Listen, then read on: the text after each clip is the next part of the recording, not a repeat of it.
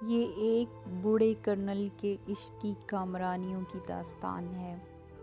Colonel Usmani ایک بوڑھا آدمی تھا جسے سلیم جیسا جوان آدمی بوڑھا کھوسٹ اور غیر ضروری شے سمجھتا تھا۔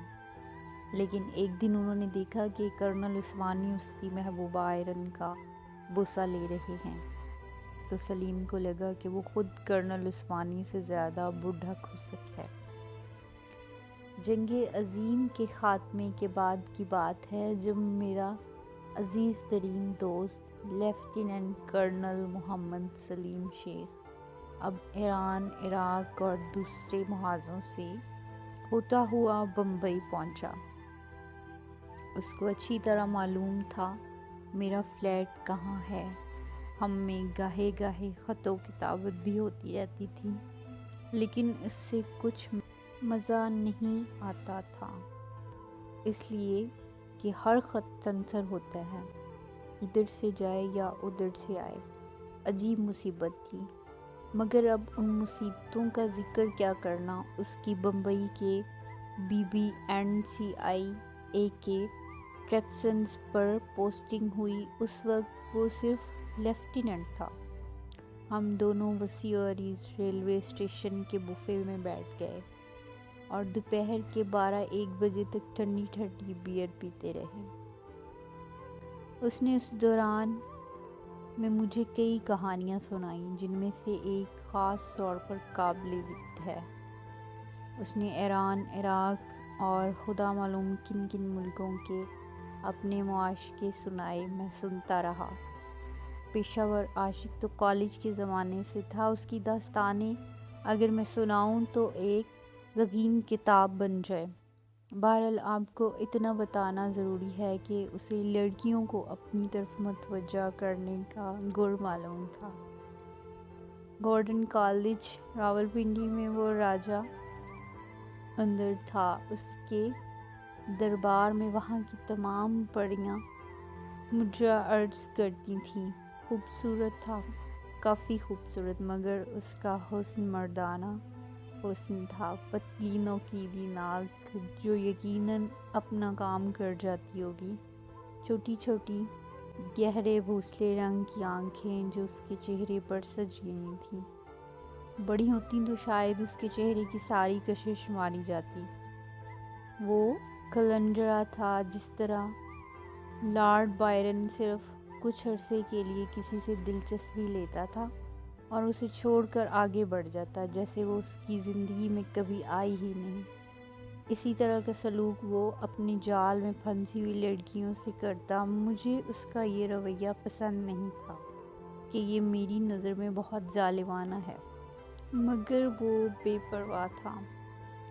کہا کرتا، الو کے پٹھے غالب پڑھو، وہ کیا کہتا ہے۔ اسے متن یاد کبھی نہیں رہتا تھا، مگر اس کا مفہوم اپنے الفاظ میں ادا کر دیا کرتا۔ وہ کہتا ہے، وہی شاخ طوبیٰ اور جنت میں وہی ایک حور، واللہ زندگی اجیرن ہو جائے گی، شہد کی مکھی بنوں، کلی کلی کا رس چوسوں، مکھی کسی مصری کی نہ بنوں جو وہیں چپک کر رہ جائے۔ پھر اس نے اقبال کے ایک شعر کا حوالہ اپنے بیئر کا گلاس خالی کرتے ہوئے دیا۔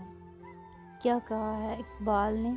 تو ہی ناداں چند کلیوں پر قناعت کر گیا، ورنہ گلشن میں علاج تنگی داماں بھی تھا۔ ثابت ہوا کہ تم نہ صرف ناداں ہو بلکہ درجہ اول بناسپتی گھی کی طرح درجہ اول شوخ بھی ہو۔ اب ہٹاؤ اس بکواس کو۔ میں نے یہ بکواس اس طرح ہٹائی جس طرح بیرے نے میری بیئر کی خالی بوتل۔ بیشتر اس کے کہ میں اصل کہانی کی طرف آؤں، میں آپ کو شیخ سلیم سے متعلق ایک بہت دلچسپ واقعہ سناتا ہوں۔ ہم گورڈن کالج میں BA کے فائنل پیپر میں پڑھتے تھے کہ کرسمس کی چھٹیوں میں رکمنی کی شادی کی اڑتی اڑتی افواہ ہمیں ملی۔ یہ رکمنی ہماری ہی کسی کلاس میں پڑھتی تھی اور کچھ عرصہ پہلے ہی بری طرح شیخ سلیم پر فریفتہ تھی۔ شکل و صورت اس کی واجبی تھی، مگر میرا دوست شہد کی مکھی تھا۔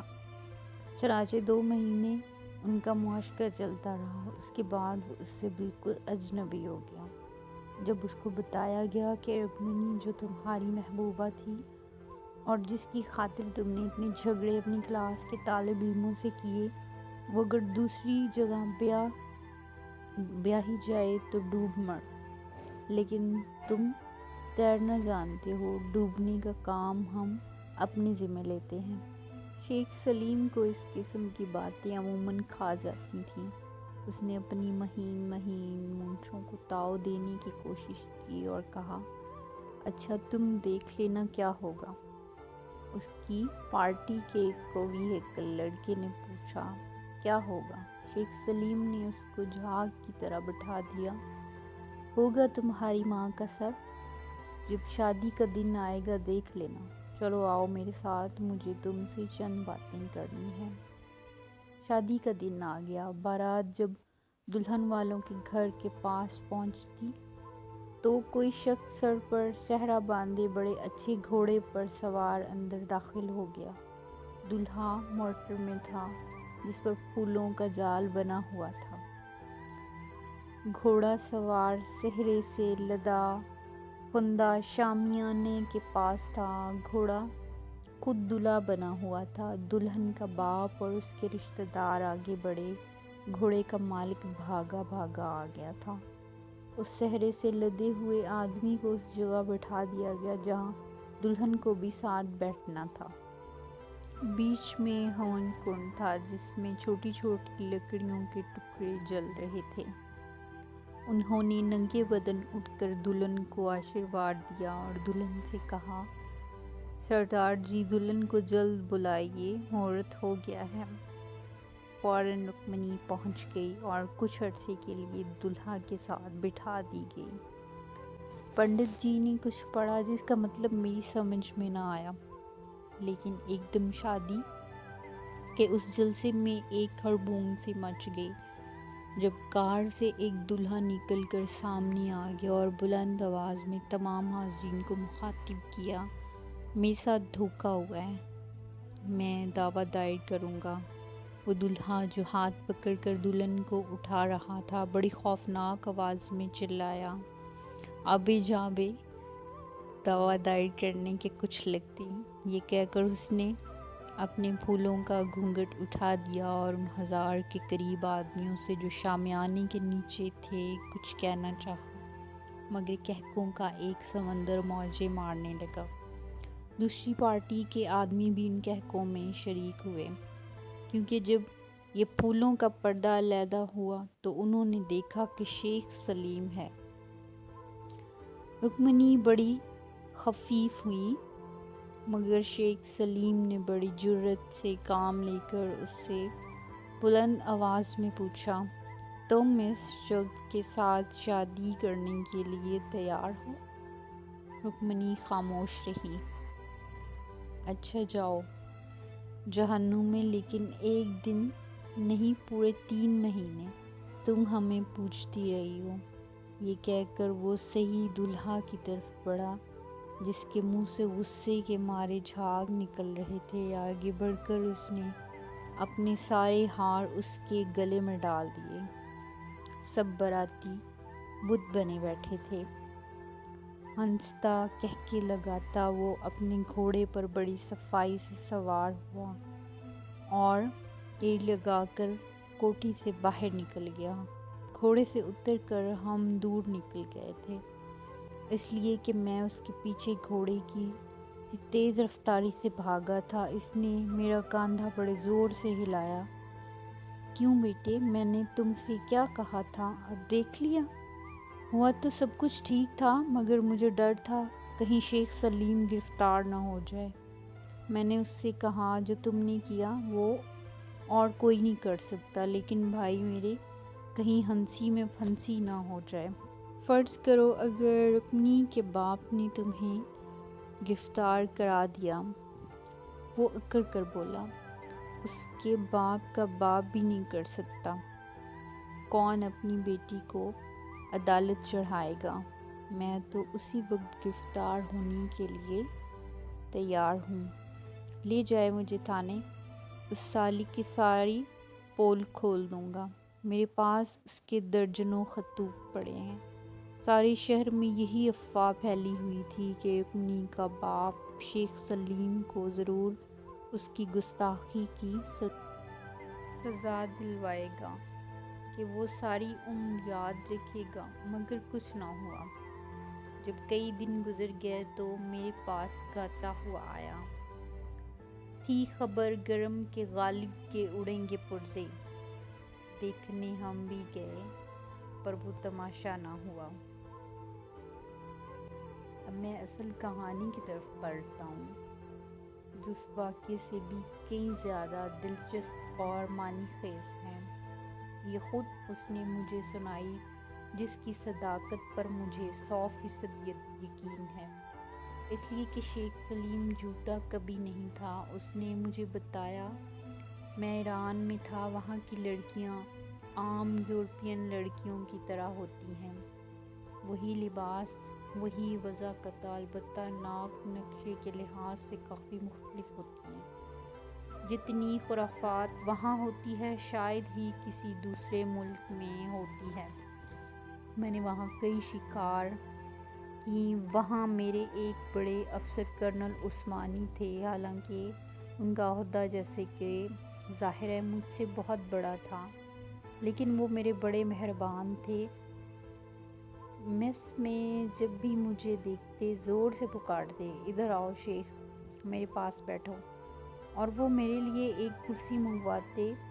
وسکی کا دور چلتا تو ادھر ادھر کی باتیں شروع کر دیتے۔ کرنل عثمان کو مجھ سے چھیڑخانی کرنے میں خاص مزہ آتا۔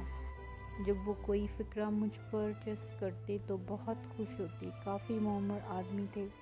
اس کے علاوہ بڑا افسر، میں خاموش رہتا، ان کو ان پولستانی نرسوں سے بڑی دلچسپی تھی جو وہاں ایمبولینس کو کور میں کام کرتی تھیں۔